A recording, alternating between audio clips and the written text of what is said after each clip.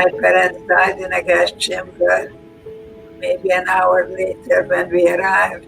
And yet I had her in my mind that this is temporary and I can survive it. Never gave up hope. And I think that's very important psychologically.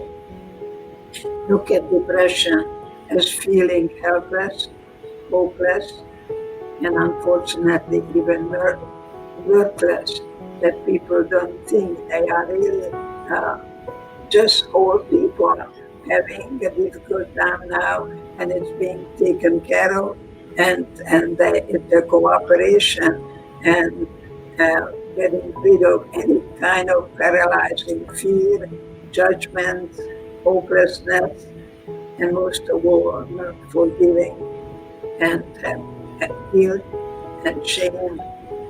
And most of all, people have secrets, and what comes out of your body doesn't make you ill. What stays in there does. So I think the victimhood and the victim's mentality is definitely a part of the healing process.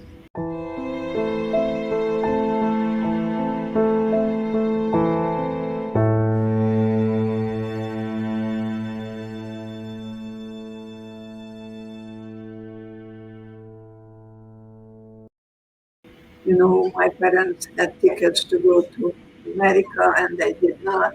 So I think that it's important to look at here as a problem-oriented word and a past-oriented word. And there is one thing we cannot change, is the past. So guilt is one, but worry is another.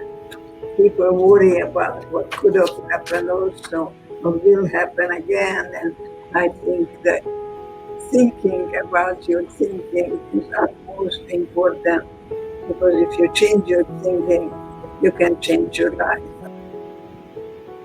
I never really heard about Auschwitz, and this is something that maybe you want to look at the situation now, that people were not prepared for that. It was unexpected, unanticipated, and that's exactly what happened. Dr. Mengele, who pointed to the left and the right, actually asked me whether she is my mother or my sister, and I could not forgive myself. I had tremendous survivor's guilt that unfortunately I said that it's my mother. And he told me she's just gonna take a shower and you're gonna see her. And then I was taken over the Coldville Canal, and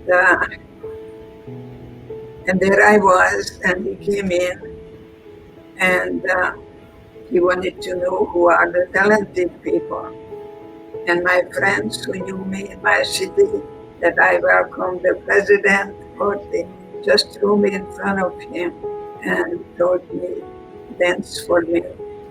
And that I will never ever forget, that when I was asked to take off all my clothes, and there I was with my sister, and I asked the person, when will I see my mother? She pointed to the chimney and said to me, my mother, your mother is burning there. You better talk about her in past tense. And that I remember when my sister hugged me and said, the spirit never dies. You know, Viktor Frankl and I had a very special relationship because I kept my secret. I didn't have the verbal capacity to tell people where I was when I came to America. I just wanted to learn English and be a Yankee Doodle dandy, as they say, until someone handed me the book, Man's Search for Meaning, and I I gobbled it up and I wanted to write 10 more pages for everyone. And finally, I published an article about what it means to me to recognize one thing, that suffering is part of life. To face what happened rather than run from it or fight it. I learned that suffering will make me stronger. So I think it's very important that you're mentioning that there, in a way, if you really look at the big picture, we are all victims. So that's why we stop blaming. Because when you ask a child, why do you do that? And the child will say, because someone made me angry. But nobody makes me feel anything unless I allow it. So we developed a wonderful relationship that I was also asked to do the keynote address for his 90th birthday. And he was wonderful in his life, and but most of all, the attitude, the way he looked at life. When I met him, he was taking flying lessons. He was climbing the mountains in the Alps in Europe. You know, he was just the most wonderful person because he is really a role model to me, because I say what I lived. And I consider Auschwitz, people ask, where was God in Auschwitz? And my answer is, God was with me. God was within me, guiding me to change hatred to pity. I felt sorry for the guards. I actually prayed, not for me, and changing the hatred and feeling sorry for the guards, that they were brainwashed, they're wearing a uniform, they throwing children in the oven without gassing them. And I had my own word, and I have it today as well. I think the more dependency we have, the more depression we create. The concentration camp was hell, and I would not minimize it at all or trivialize it. But I know that all we had there was each other. And when I danced for Dr. Mengele, and he gave me a piece of bread, I could have eaten it up quickly. But thank God I did not, because all we had was each other then. And then, of course, all we have is each other now. So I climbed up on the third place where I was and shared my bread. And I can tell you today that these girls, when they saw me stopping in the death march, when you stopped, you were shot right away. I did revisit that place, including Auschwitz, every place I've been. So I think it's very, very important for us to, as Viktor Frankl talking about quoting, I'm sorry, right now it doesn't come to me. Viktor Frankl says that if you have the wife to live for, you can bear almost anyhow. And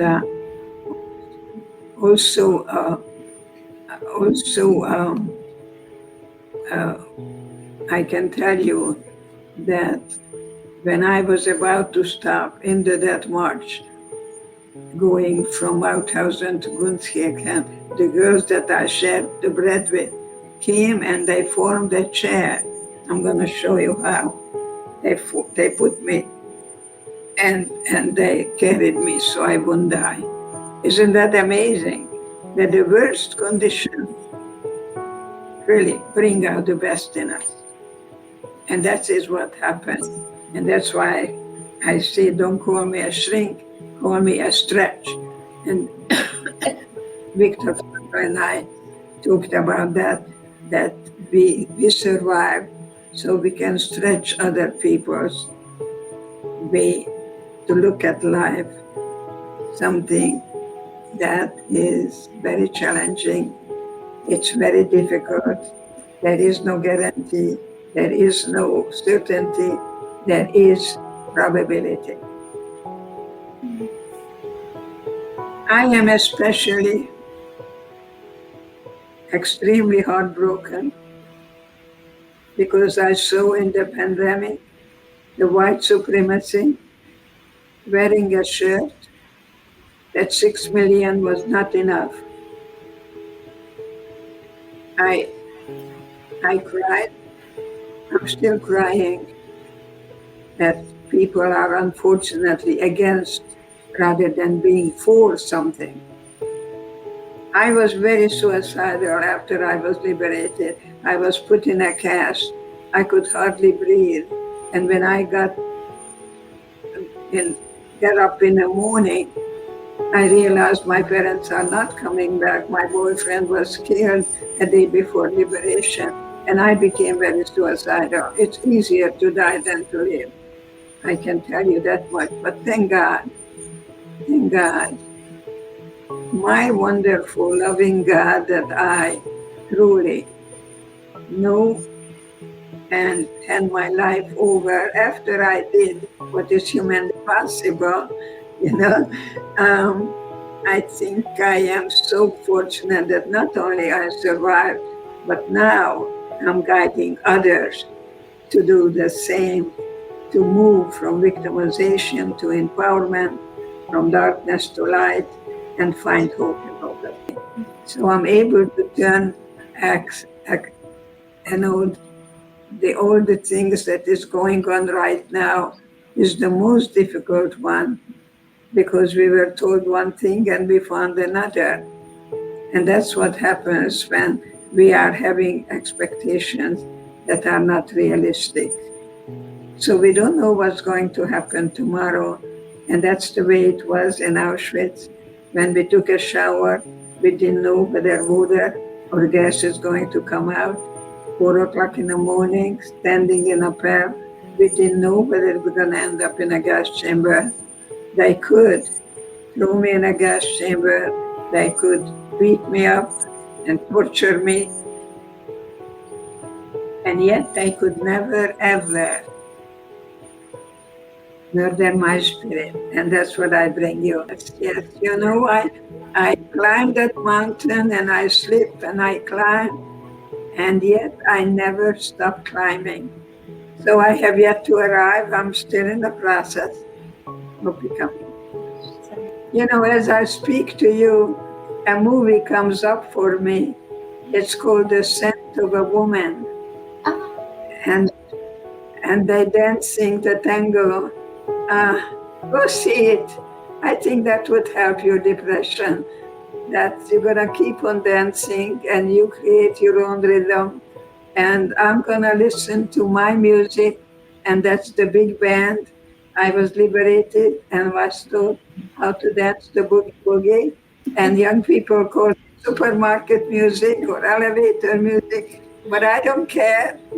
That's my favorite music, and I am thinking that maybe it would be wonderful wherever you are, maybe in a hospital, get up and dance and do it the way you do it, your way. Because when I went back to Auschwitz and I asked my sister to join me, and she told me I'm an idiot. So we went through the same experience, entirely different responses. So it's very important to diagnose, because sometimes depression is grief over not what happened, but what didn't happen. It's unresolved grief. And somebody triggers it in you, and you need to truly revisit the places where you've been. And I am not angry at my mother that she told me I have a good brain, because I became Dr. Edith Eva Eger today, and I don't have time to play. And would you like to do the high kick together? You wanna Oh yeah. Oh yeah. That's amazing. Let's do it. Yay! Wow. That's great, Dr. Eger.